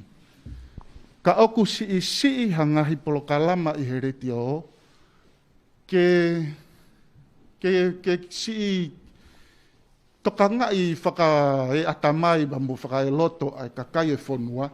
He koutu ia ko peseti lahi au pita kakai whonua oku e sia talu pe hoko koe ne whakatamaki pe mo hoko whainga whakaukau mo whainga tūkunga loto ia koe ni anau tolu. Pea maha te mo whamooni pe. Koe ne pāpe ha mana pe koe hahaka ka mo wakai ke ni toko lahi. Osi Facebooka, osi hungatonga pe mo hunga hapai e Facebooka ia taime oku mana tapai uhila mo mana. Ka koe mea kou kore, wau eki mburi e nau kore mai pe koe haha whainga mea e lava whai he pure anga. Ke si toko ni ai e whahinga tuunga whakaukau koe ni uksi ai kakai e whanua. Heu kai ke fuloloa e tau mawahe mai me whainga taa. Mabuk mahino pe e Palemia si ki whakaukau kua tū malo hawito. Malo pito e whehu le rei koe ni paku mahino pe foki he whehu I koe whainga taa pe foki whai hono pure I e kakai. Koe whakaamuia koe ni hono whakangalok. E taim koe na e hard lockdown ni ai. E lahe hanu e kakai. Pea whai koe hono whakangaloku loku. Pea moe atu e whalala. Ki e kakai e whonua. Moe ngai whare. Pea moe ngai mea hoko whakai maman lahi. Pea moe whakaamu koe ni ki e kakai ke nau si Moimoi ki he. Koe ngai wheitu koe no ku iai e mahale osko ni te toki lawa te ngai hotspot te ufeitu ke o tokoni lahe ka ofisa kolo ka polis whaka kolo ki he ngawe koe ni ke whakapapau i o whaipau neong e tau ataina ka kai ke ai ka kai e ke nau mea kou whai mo nau pito ho whehu I Fekau'aki pa mo e uesia koe whakakaukau he mea koe nai hoko. Tau tolu kotoa koe ni, tau iai. Whai ai e Polokalama pea mapa u whaafai u wha toko ni aku nau ngawak pe post-traumatic stress syndrome. Ai koe osi ha hoko hangai whaingata a lalahi pe ko ha mofuike pea ukula koe hoko ngai mea koe ni. Ka e sio kia e potunga aue ke toi whakalahi ang e Polokalama ke toko ni. Au malo pito no o mai ngahi mea koe na mo e ngahi uesia he kakai whonua ke toi sio e potunga awe kia ke toi whakalailai. O kai Polokalama o ku tautou lele atu he reti o Fekau'aki pa mo William Puloka pa mo Saint Kup. E kore ke nau tokoni atu e nau ngahi Polokalama he tawhako ia Fekau'aki pa mo e ki I uesia koe ngahi whakatamai e kakai he mea nai hoko. Taimna e alo e time potungai mo ui ki no muka mo e ufonua koe u motu koe na e uesia. Na e Fekau'aki pa mo e mia e nau kau counselors ke o tokoni he talatala noa pa mo e kakai. Mahino au pito pe hange koe o ko mango mo atata una o hieni. Whao whai talatala noa Fekau'aki pa mo e ka o e kai ke pehea os time lo ia te nau ki wheao mo ia ka pau ku esia ki tau tolu ka kai lalahi pa whewhe tau whanau kau malo no mai e wheu I koea ke to e whakalahilahi e Polokalama ai potunga o e Fekau'aki pa mo e uesia e whakakaukau mana wahe puputu he hoko mai ngahi mea koea malo koe peta haia boni fo koe lao e uke iai pe ai koe ki whangaloku pe ai taime aho ke awai ai u service koe. Ka koe umea ke hea ke alholo ke api o tapu ke. Ai a hange ko lau o pau rewa u ke whatonga I hamea pe heu. Hoko tā mai ke kau polisi po kau sotia. He ko ngā u ke tu upe ai tata afi ai tu ni koe u tapu mea koe ya. Ai koe uhinga koe nau whatanoa koe he tau press conference pa Moimoi. Hange koe le holo mo whanau. Whanau ako. Mai no koe ki nau to whanau o whainau ako, nau hai ane nau tolu he taimi ko ia. Ai oku iai whoke tau pehe whatongia o tau tolu ke tau. Ka mwono lau mahalu nau pehe koe taimi ko ata me ni ma ke walu ko ata osko to ai ku ikai ata pe ke u service ko na asia tu ko panke fale ko loa mo u mea pe ko u mea ke he ko i ngofu ai ko pa u ya hanga mea pe he fetu ta ke ha ke ka polisi pe ka so dia ke wakai ange pe na ke i lo he ka kai ko ni ta ngofu ke la alo Malo pito ik Palemia ma uwhenga marie. Ke whehui enia ke potunga e mo ui, maha te te whoki pe ki he tesi Koviti tāhiwa. Ke wiku lahi ngai wheitu o ku whima o pito ai lai sleep ko indi ai tesi huhu malu i Koviti tāhiwa, pia ko aniho ata na tō lahi au pito ki ai kakai na nau lawa atu ke whahoko aho nau sivi Koviti ani nai. Kana e keike malawa pa koe tali ne whahoko mai, mahal ne tatau ia me tali ne whahoko ki he kauwhanonga salamo o ku osi ai mea sivi Koviti taha hiwa. Ka koena ko ke mea mai ake ki minista ku ke toe pe a koe uhi ne ukau mau he whanonga tani nai pa ke lawa whahoko ha sivi. Ka koe ki whie ilo pe ia ke whai me pe moa ki wha ala ala e toi whoki pe ai sivi yanga mahe ni a pongpongi. Pea Moimoi te, koe uhi ke lawa atu ai kakai e whonua, whahoko aho nau sivika, nau tok lawa o hū ki he ngāhi wheitu koe ni. Malo au pito. Malo pito e whehui pa koutu, o maho inga pito e whehui koe ni, ke mahino ki he kakai e whonua, ai hange koe tesi koe nuna o si whahoko atu, Aia koe tesi ene whamano tupu, o si whai rapid test. Koe tunga ko ku sio gai po tunga ue he reiti koe ka pai hoko atu pe tesi e kai ke mea tesi aki. Koe te alo o koe whai koe tesi koe ngahi makatu unga. Aia ku mauwhare i he tainimi ka pau o ku ke ongo i o ku ke tare pe ku ke mofi taimea ke whai aha o tesi.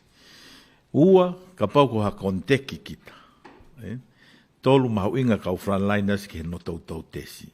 E tu ko he tainimi. Hange koe ko ku whauha atu ko e mea sivi koe ku toe whatatari ki o mai lahi taha he wike kahau. Ai ka pau koe alu peha taha ia koe tesi pe ia koe uhinga ke check pe positivi pe ku negativi o kore ate potu ngā ue ke tau whakapoto e tau whenga koe ke tau whai koe tau tesi. Hange koe koe whakahoa koe koe ku te ongo i peka kita ku te tare pe ku mea no whai apo whetu utaki mai ke potu ngā ue kana ato whai e tesi.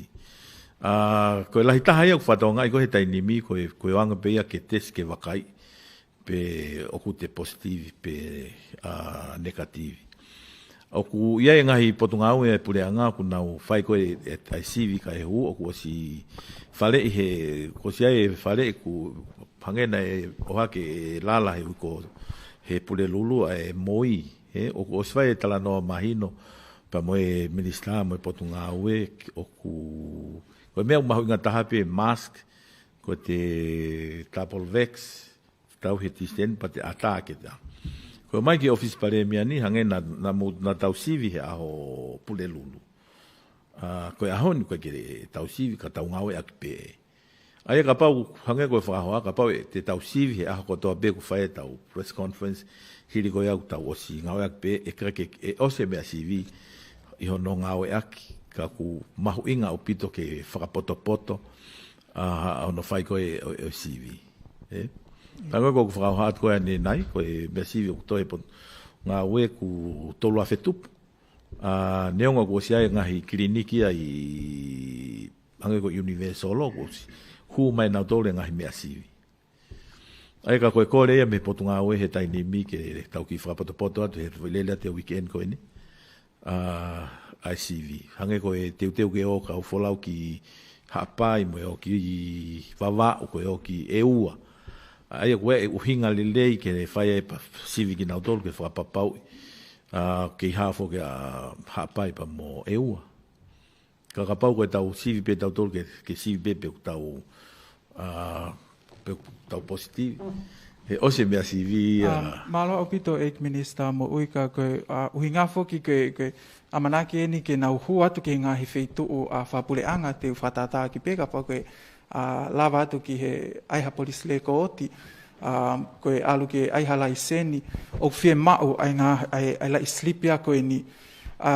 So, e anga koe whakaukawa a ko pau ki mau almatolo o sivi, e anga whewherewa ai whaunga, winga he ki mea sivi koe nā koe toe, ki mua koe he toe mai taha koe mea sivi fō. Koe no ku osi whakahoko atu ku kai ke toi whai e mea koe. Te ke alu tau ataina he tai nimi. Alu tau ataina pe ka kai whonua ke te tūko ia. Tutuoni ki he upotunga au e pure anga, he hange koe kou whahoha. Nei tonu pe he taimi koe he tau kamata mai koe tau malawasi. Ka koen ko tau wau main ke hui ke fitu e omi koloni. Pe neongo ngai tutuoni koe a kutifilewa ngai tutuoni koe a kai whakata. Koloa pe ke tui ho mask. He ko hange ko lawe. He kai ke tesi aki mo mea sivi aki he taimi te ke alo o whai ho sioki he. Alo sioki he. Ai e toi whai ngata angi. Kia motol e toi whai ngata angi ki he potunga awe mono tau sivi. Ai kakai whonua. Ke iaha kāti ke o sawa. E koe koe necessary nani toko sivi. E koe pau ke mask. Ai ka manda e ka haue ata. Ko si ko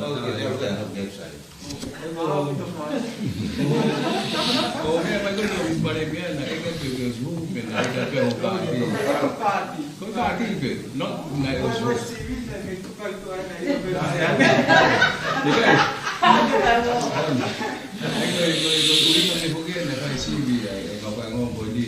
Last time. Pag ka ko mai Sivia. Ko nga pe ko nga ko na tol ko na o si. Suengo pe ki ka ho ko. Ka mahui nga pito e hange ko ka pau ne kai ke o hake e lala ia he pule lulu ke fai hano sio ki ai. Ka kai te hanga fa ka hala e ngai potunga awe.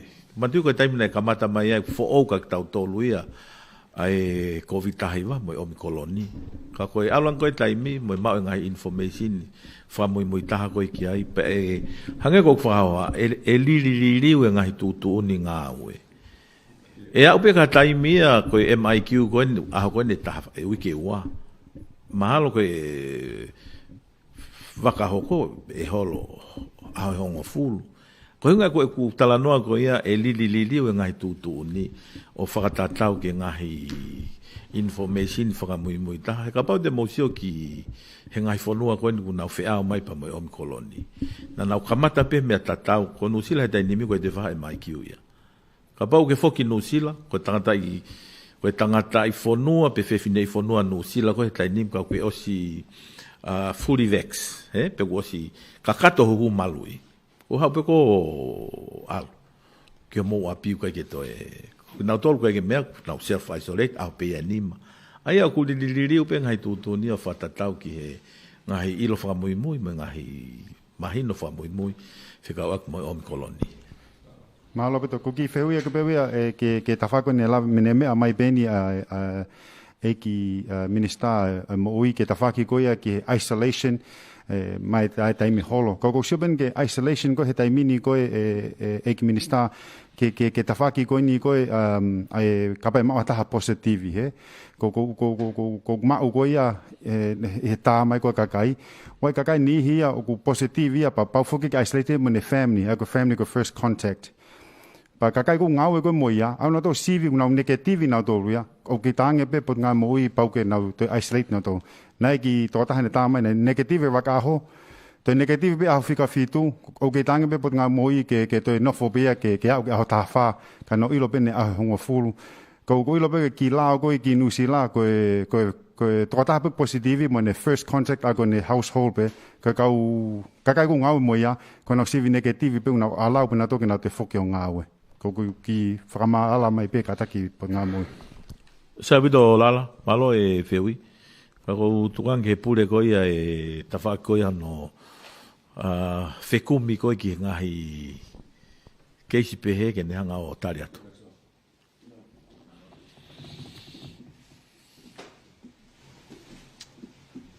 Malo pito lala. Koe positivi pe ha taha ku waka i lelei pe he timi e tukunga kau ku iai koe i api. O kai pe ni ihi a ku whie mau ke whakamawahe ki nau tōria a weke ngai fei tu ko tu ko na tol ko puke pe ko be tu ku ngai ni o ka pa o si feo i va o fia mo na tol ko yapi pe le be mo ata kai ko ku yai tu fa ta ha pe na tol yapi aya pe ku hanga le vai ti mi mo i na tol ko winga be ku tu kai ko ke a ho ta fa e alpo wa ke lo ko ya pe to ki asimai ai ngai fa i longa pe puke ata pe ku fe ma pe ke vakai i va o fi pe lo tonga va tai mi ko ya tau pe he ka pa ku negative wai pe ni he ku negative be civil la ki ia na to ko fe i va o fi negative a ho fi tu ba to positive mai a ho fulu ata ako winga ko ke tu wanga na to a fi tu ka vakai pe a ta fa ke fa pa pau ye ngai ma tu nga ko ya ke wai tu wanga ta ta pu ke ki tu na fai kan to fa ma fola lai la si ko ya pe la ma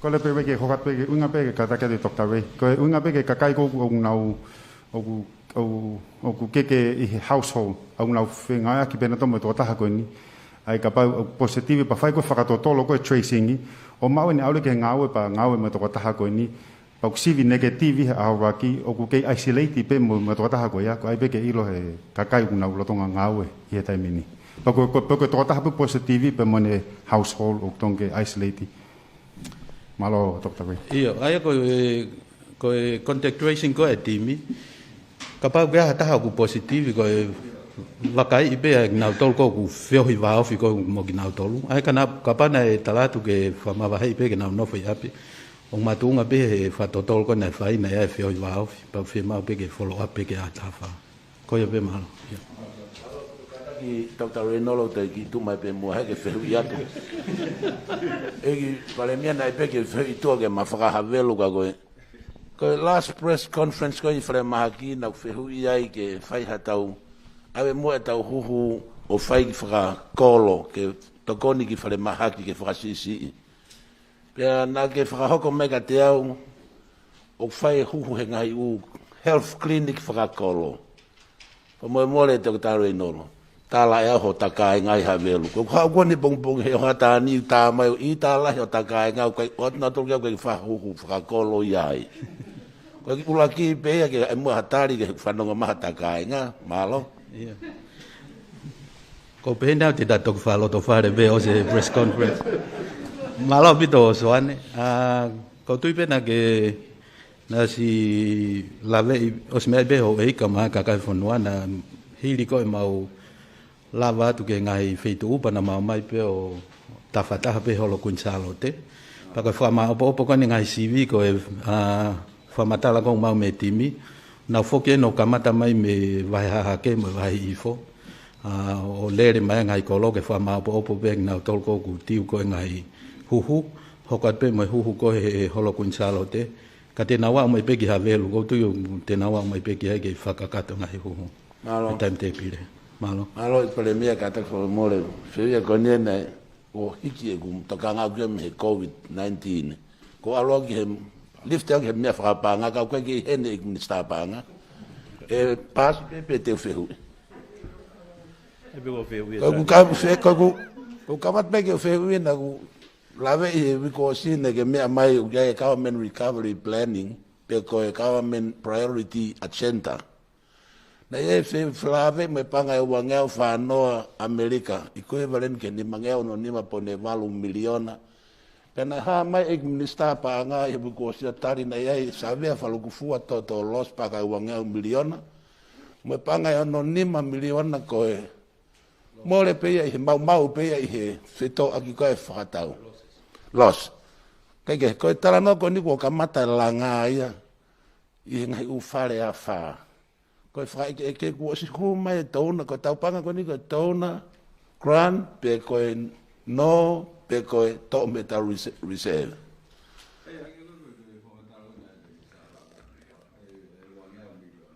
ai ko mau e ko ro pa ni pa wa man to ye ko wa man ko ta ko ke firma ai ke review to ai ko ke recovery e kai ke la me ko ke bu ma mo tu ko fa ke la ko fa ni ko sai building back better ai mahal hati wi ai de ko ai le va ko me le va ko te me chia ko mau ia ko building back better pe ko recovery ko Fekau'aki ia ki te langa o to le yang ai ko na ke o mai ko ai fika ko na wanga $5 million US ai ko i tai ni mi le vai ko whakaamu ke whai katoa e ngai mea ko ngau whia mau ka ko si mau mai na si whahoka pe mi ta ki mua $5 million pa ngai $5 million ai ko pa anga ko si mau mai ko mai me pangea ma ni mo ATP o whai aki e kamata ki ai langa neo o wai ngai mea ko ni hange ko no fix it domestic ke polo mo mea auto hau ya mui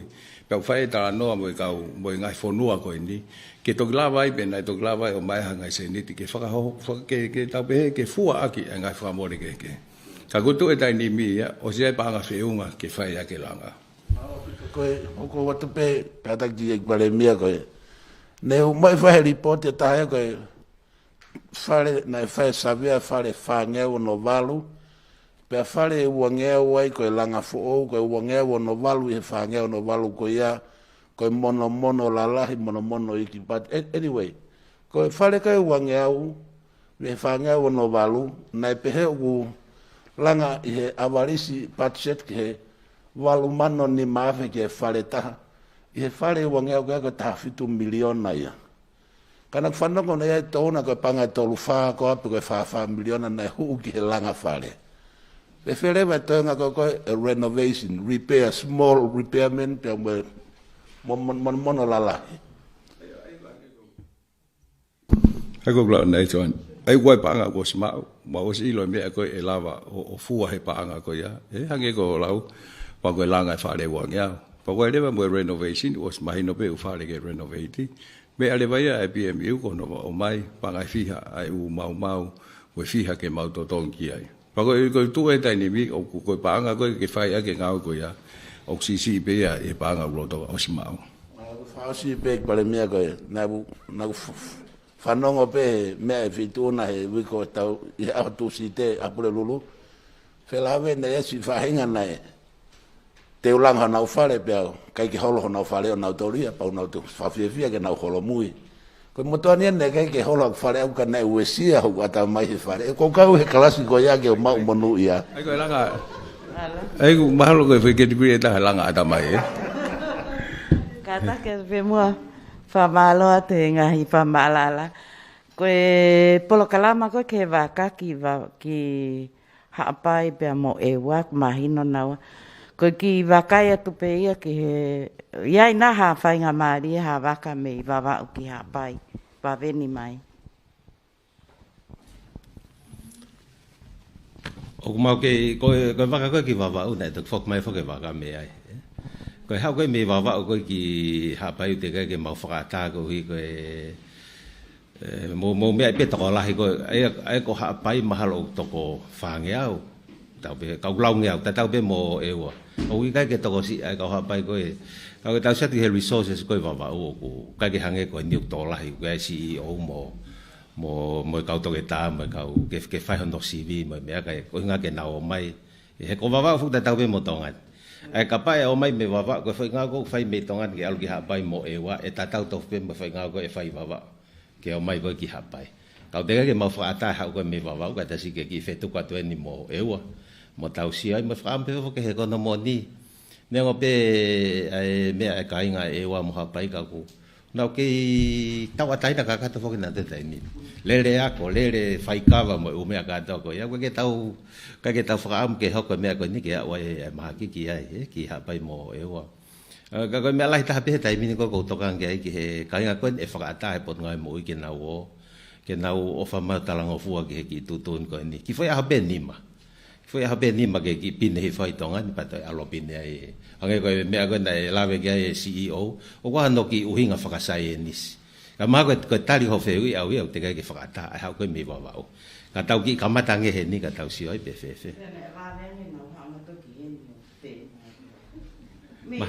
me va coi ko ka kai pe o ma nga mo ui ha pai ma na yo mai yo ka kai ma pa ngai ba ai na stakai pa ko to e ke mai pa ko pe ke ha wa e ke He pukai kia ku kaunga ki kau tahawa. Saya ke talange koe ke nau whenga mai nau to. Koe talange, te whike mō whenga mai ki heni. Koe. O mō whenga he ahoi nima ki haapa. Koe. Malo, Luciane. Vai whakakote. Maro, hoi ki whehu pia pia koe hei loka pau ku te kei o whanongo o hake.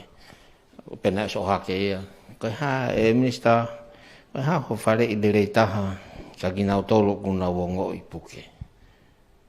Hangi pe ko tu tani mi ko te ki o ngoi pe mea te o siongoi pe kita. Mahal pena ko corona. Ko ha ho fare i le reita.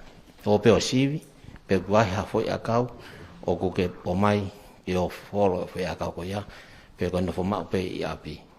Ka ngai ko ni, ko foi akau pe tau mau lai ta tani mi ko pana tolo pe. Pe mo me vai. Ko ki feo i uraki pe ko feo no wa. Ko tau whakaata e ako koe ako marunga. Tau hoka tenke ke whompot o no mo fitu.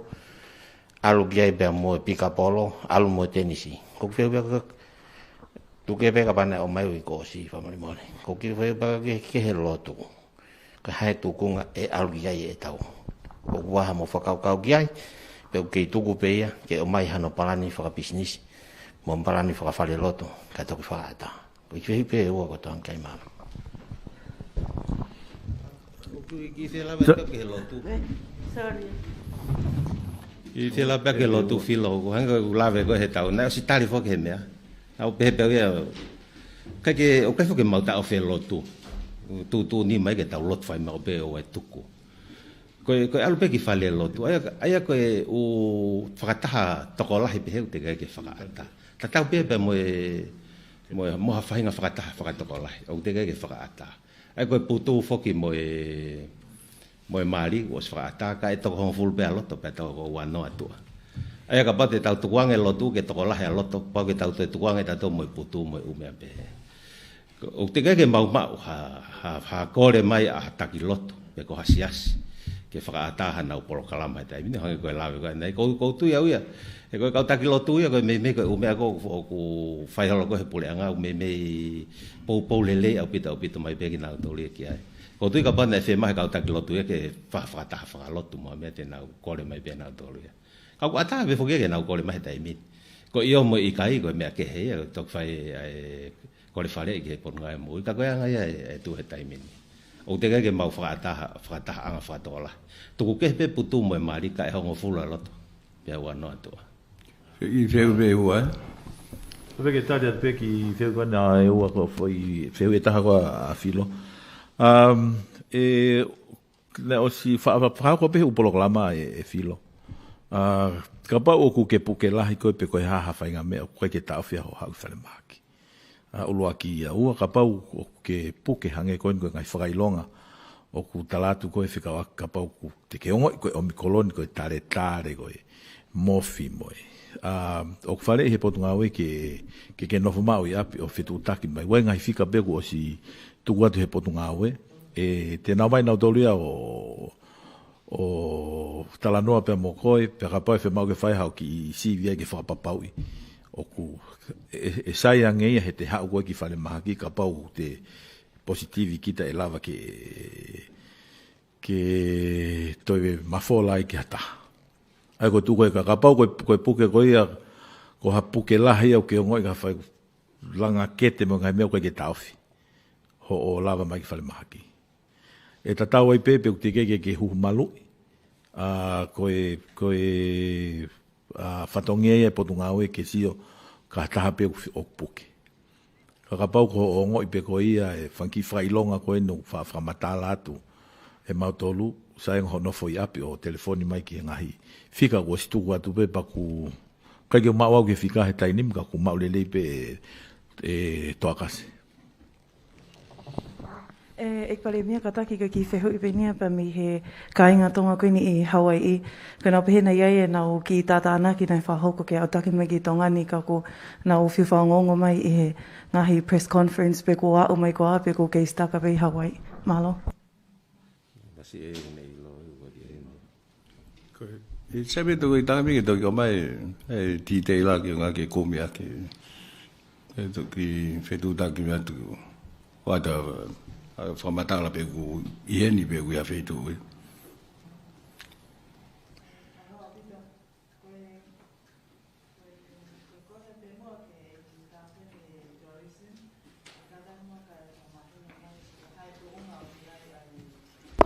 Ko hae tu unga o ku iai ai ngahi nau koe ni whakatak mamata o ku tokone pure anga ke to elanga ngahi matatahi koe nai wesia he tsunami hango bakaloa di Nuku'alofa ma ngahi matatahi pe o hifo.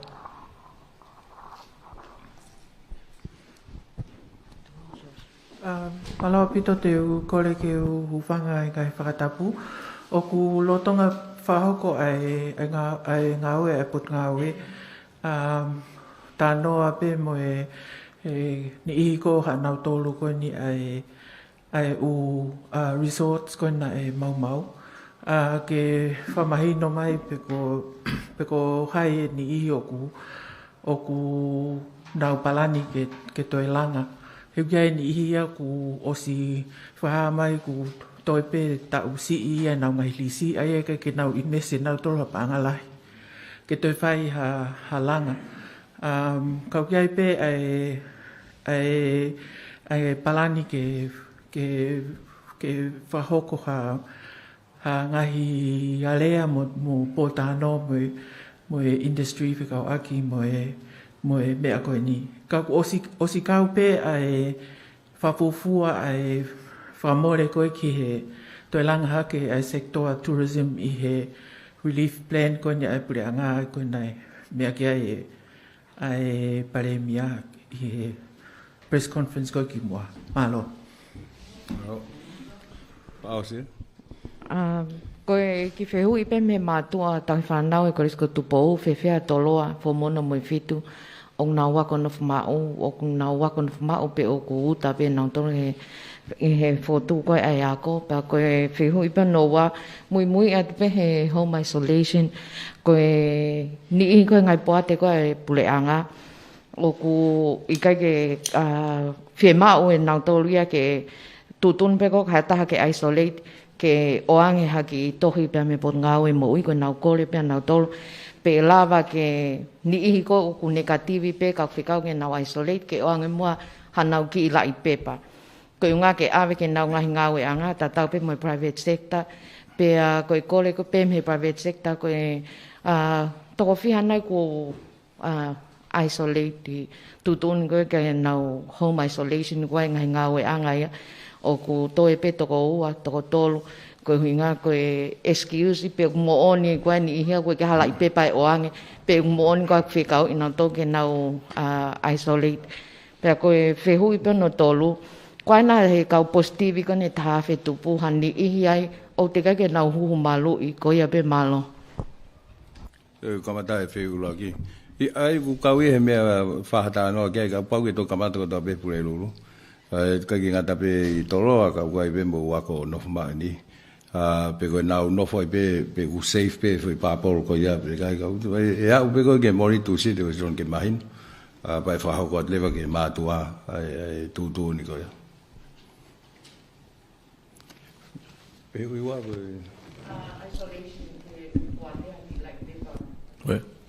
Io malobito mere o hake ai whehui mahu inga ko ia. He koutui koko information ko ia mahalo ko ai whaahi ngai he u potu ngau pe ai pure anga ku nau ngau ake ai whainga maari ko ke nau tāpe na tōtanga ku nau home isolation ne. Ke nau ngau ake whainga maari ko ke no kako mahu inga pito no hake point ko ni ke whai kia sio ai potu ngau ke nau tolu ko ku whemau ko kau primary contact ke whakapapau i o ku mea ke aweha risi au potu ngau ko ia ke whakapapau o ku kai ke ngau hala ake he kau ngau ka hanga pe foko e mea e lala whikakpa mo primary contact koe pe foko mo contact of a contact Ai ku weekend ko ni ku review he potu ngau ngahi mea Fekau'aki tatau mo e malama pe ke to ia e holo he ngahi aho ku whai ai o whatatau ke ngahi information o mau me ngahi whonua kunau o si o stoa e whakautua koe o koloni he tau e ua koe ni kua osi. Poe hange koe ni, wai whoke whamatala whoko e Tongatapu le waki tua. Pea mo e Tongatapu le leo e whale mahaki. E primary contact, o ku ngau whoke he whaahinga pe ia I he ngau e anga o na e whetaulak mo me pa talamaia ai fo I whainga maari e ko ia ka koe tau whinga koe ni ke ua e toi hoko. Ai ku whamalo lahi atono hake e whehui koe ni.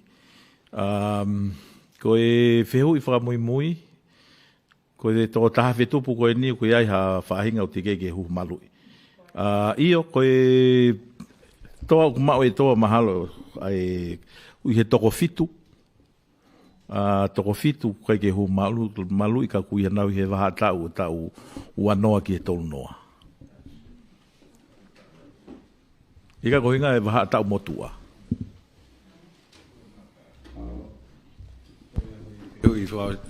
Maha koe ki fo I whihui whaosi pēni, maha koe whanonga mai e nia he whihui koe nei whakahoko whilawe I mo tokoni koe a Hawaii. Pako ki whihui koe o mai me I pango. Teke nau whanonga mai ko ana e nau utokoni. Ka ko toko hua meni he text. Oe pau tokoni me pango ka ko u container mo e hafua. Koe, nau whanau bēne ui e kere mete ue kai. I lawa beo toko atua. Koe, nai ki update mai pia kere mete mo katambo I tahi. Koe, container ni wangau tupu kuna os whakahifo. Pau kaua container taha me Amerika. So might be for peko me ai me pango peko me Hawaii. Kau sai peka toka maki update fale le peka. Malo pito. Po peki taha seui. Kau Palemia kata. Kau ki tu mo kole mo ke he me. Ke CEO ko ne health ke ne ki formala ala mange fonga e ale sisita go be mo fika telefoni ke fetu taket ka inga e wa mo ka inga hapai. E tau whanonga tuka ni kula hipe mahalo whangi mea. E Fekau'aki holo. Mahalo sea. Ia mahalo pito. Koe ne tue tai mini mahana mo mea I pe koe ulaki whanonga ki moana e pehe e whai e le sisita e kau wholau koe ki e ua mo haapai. Hui ke kahau. Na e ulaki whai e whakakau ke ave ki he u kau taha waka. Aia koe hanga koe ni ka pau koe time te pile o kau taha waka e tuku whapapau I atu, ko tupe koe ahoni ku mahino atu. He na maungai waafu o pito mo, maungai waafu matolea mo o tuanga awha, whatata ake. Aia koe ka toi kau paasesi koe ku aule o tuanga awha, na o maina tolo e nau manifest ke mau potunga aue, o mau sio ki ai, pe whai lewa hanau sivi pe nau toke alu. Aia koe mea tatau pe mo o wai kakai una o mai e nau hingoa ka mau tolu. Sai pe ia, kau mau pass on ki he, ka maha koe ku mau toku wha mahino I mai ni whakataha mai CEO koe a Maytech, mai CEO e Public Enterprise, e sai taha ka pae ave ki he kautaha waka. Ka pau pe kua palpale pata, sai pe ki mo whetu takan ka mau tolu, ke mau tokoni atu. Ka koe nau tole te nahanga hiki ho nau hingoa, pa paas mai ka matol ke mahanga whakamatala I ke mahino whai ahe nima.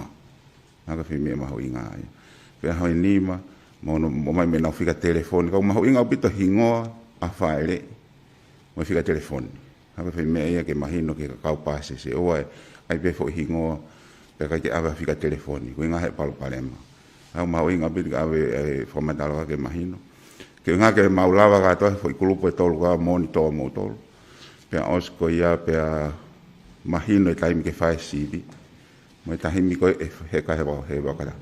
E taimi ta tau te mawhitu utaki ma tolu ke task force ko ia e ua mo hapai. Ke mahino ka nau tolu e pasese o te wholau atu. Ke whakapapau I wheitu te tau ia I. Haka te uhinga lahi e o whimau ke maa opo mai uhingoa ke a o mai ke shipping me ponu ngai mo ui. Ako ki fotutu pe tai mini. Mau sio. Whamaro lahi atu ka Faiongoongo mo lawa mai whatani.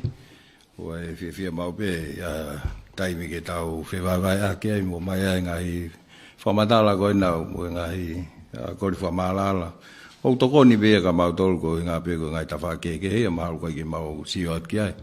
Hai au koe e whamalo atu ka mo tauhi mai ta whako ia, mo e ngahi whehui, mo e whamatala ko ia. Lawai pia tokoni ka matolo e whai o mau whatongia ke toi lere iange. Hake koe mea nei whahoko atu, koe mea lahi mahal ke hui ka hau, e toi whoki koe ni e kaore ka form fit, form 1, o ako, tō kamatai pule lulu, ka whai teu, e pot ngawe, ka umae ngahi ako koe ne siasi, e ngai mea ange koe transportation, pe koe pasi, mo e wala mea pehe, koe mask, ke mau, mo mea pehe, koe ngā pehe ke whasisi, e whainga maari ke uesi ai. Pakoange pe koe kuas whahoko atu, nau tolu koe ni whanau e tau koe ni oku, nau,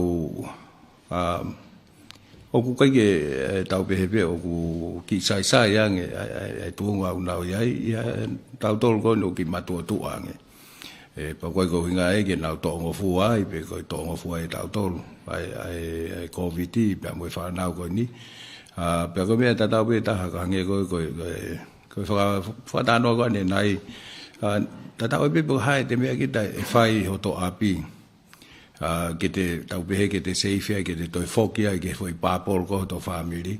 Ka pau na ke o si mea tu koe mo mahaki me o ap ngā ue, pia mo api ako. He kai ke lava o sanitation ia, o sanitizer au ia, mo mea koe o toi to'o ia. Ai o mahu inga ia, e aho kakato ke tarango fua, mo whai ki he whare i konu atu koe potungai moui. Ke tui ho mas, pe tu whai ho whano, tauhi ho distance, koe wala mea pehe ko hinga pe ke oa te ke whokia tu koe tok whai whano i api o ke oswhanonga tu koe mo ko vitahi wa. Ai ko neongo ki ngari whahela ka pau ke tau tokanga me he tau mawahe pe me api o au ke he whiawhi ko hinga pe ke oa te tau whokia tu mo ko vitahi wa ko tau ngai api pe ko ngai papol koe o tau whoki koe ki ai. Koe whamalola het pe nia he te wai pun ngai mo ui. E te pun ngai mo ui ki he te wholau koe ni he apure rupa mo e mei teki. Mahina o tope whi ma ui he ngai whamiri koe ni na e mawai ua ko hinga koe tau lockdown ni ke nau whakata. Nge na e mātua au heni koe whanau e au ki hapai. Pe ko nau hene whanau o mātua. E paku koe ko hinga ai ke tau to'o ai tō mama ai pe tau hangai o awhenga maari e ke pukea e tau kāinga hapai, pe kāinga ewa. Ka koe ngā pe ke whātau rei taha whasisi. Ai whainga maari e ke āwe ai puke, pe koe Koviti ki hapai po ewa. Taim tatau pe, koe ngā ke whainga maari e ke toi whātaha i ngai whamili ko ia. E kuhange po koe whawhakahua, ai pe whainga fuange haui e me Nuku'alofa ki Tonga ni. E alu mei Tonga ki hapai. Ka koe ki tupe ke misa mo ui ke anak koe. Ika ko ki... Ko tak pe ko ki mea nei tau mia he motuan ka mai pot ngā ue. Ko whunga koe nei lele mai ake nei whai e whakawhala pe ke sivi koe ni i he le pi e sivi pisi ala. Pe o mai koe e rapid test o lele mai koe ne positivi pe e to e to e pisi ala. Aia koe tu o au mai koe whanonga koe ke taini mi ka Faiongoongo. Ku... Hange pe koe ngahi mea nei whai kai whakamatala. Ko au ke ngahi whakamooni koe ni me ngahi ki mui ni mai Fekau'aki pa moe omikoloni. Te mau kamatalewa ke mau ngawa koe sivi rapid test pe positive kai ke toi whemau e ke toi whakapapau i he PCR. E kamatalewa hi he uike kahau. Te mau hanga lewa o tāna ke la ngahi statistika koia o sivi rapid test ke tānaki ia ki he ngahi PCR koe no ku whakahoko ke whakapapaui o ku mahino pe ku ke apau tolu koe kapau tānaki mea koe ni e spike he tau tupu wawe he tau mea he kai ke toi mea o tānaki Ko mahanga whaka tatafi e CPC ala ke ngahi mea mahu inga kau e kau o mai koe mei muni. Wai pe ngahi uhinga. O ku iai fo i matai fika pe koe value o ku o mai he sivi ko ia. Pa ku iai pe fo i fika ai e tene tala mai e lava. Ke a veno fai mai variant. Ku iai fo i fika ai he kai ke lava ia o fai he le pi ai muri no variant. Ai ko ku hinga pe ku whaoha ku ia. Ku o si mau e mautole ngahi whamatala. Pea ko falalaanga pe repitesia he tainim ke hoko ia ko e mea te maunga e aki. Pe kamata ia he wika hau, aia ko e expect ke fika ia ke to e lahiange, he taim koe te mautana ki e repites ki he pisi ala. Mahal koe ki mea pea ko manatui ke whakahoka te he whiawhini. Ko inga kai ha taimi ku whahoka te update e potungawe ku o vale peke motoria ko lere fika e ko uhinga ine ku mau kaulewa e si repitesia i he huki he sistemi. Malo. Mo kata pe kata ki update pe ta o container ko mau mai ki formatala. Ko taha pe me USA pe me America ko container ta home pang pang. Ai ko sia mai ai ta ko me pang pang. Malo. Malo. Malo atu la vai tau press conference e fini fa tau ke ke mo ma wa weekend lele ta mo no aten ka meleman e Palestine for ko ya ko to ne ma e media association ni fa tau ke ma wa fa fa tong ya lele ko ko to pe tau po ta no ai ni ka hau ko e fa malo pe ma tau fa o Kristo ai si Kristo o ta vai fio hela mali ni tungo e ma tolun e ona hili ka fai pio tangata. Palemia ia Honorable Hu'akavameiliku ka pehe ki he Eiki tokoni Palemia po asi mataile tei pe moe minista ki he potunga e mo'ui tata saia piukala i hono tataki ai whakataha pa moe kau Faiongoongo i he whiawhi ko ia oe ahoni. Mahina pito pepa me i he whakataha ko ia pa moe Eiki Palemia pa moe kapneti he ahoni. Ko e tuu ko ia e toko lahi o e kaupuke i he maha ki Koviti tahahiwa, ko e toko tahaafe, tolungi au valua, talu pa mihi aha uluaki ko ia o okatopa. Toko hiwangi au whanoa ai ko e kaupuke lolotonga, pia ko o si sai pe te foki o negativi, ai toko whangi au whaua. Ia lewa pa mo e toko tolu hiwa ku lolotonga mao ki nau tolu e he vailasi, i he wheituu tauhi maki hepa, mi he waka ia ni whalau mai pe mi Australia, pea monu usila i he tūsite ko ia o i wikeni. Maina pito pe foki ne iai pe mo i fie mau e tau ngahi slip ko e pe ko ngahi tohi whamo oni ko te kau ki he sivi Koviti tahahiwa i he lavat ko e ki he ngahi wheitu u whapure anga me ngahi wheitu e ni ihi. Ka ko eni ko whakaata ia ai a ko e kolo ape ai mea malu i ke fofonga pea mo e kati huhu malu i ke lavat mo ia ki he ngahi wheitu ko ia hange ko e ngai wheitu whakapure anga, tu kehe ange o ka pau o ku toi whi mau ma kehe, ma tunga pēni whi mau ke whakapotopoto i hono ngai aki ko ia o i tau mea sivi ki he Koviti tahahiwa. Kai kehe whoke i pēa e whōmono, pēa mo e whōmwhitu i he ngahi ako ai pure anga, pēa mo e ngahi ako anga i he pule lulu wike kaha u ki he ako. Ka kātai pēa e whahoko whatongia, ai timinga aue ai le tio mo televisione Tonga, pa me he tawhaaki o e televisione ko moala e lone, ka pe he ke a fine astonga, pe a ihe le tio ko hokhoanga aue ke ahoni ko onesi saluni, ko awai whanau tō pola, ka tau whoke ai ki e friseti tua whātu.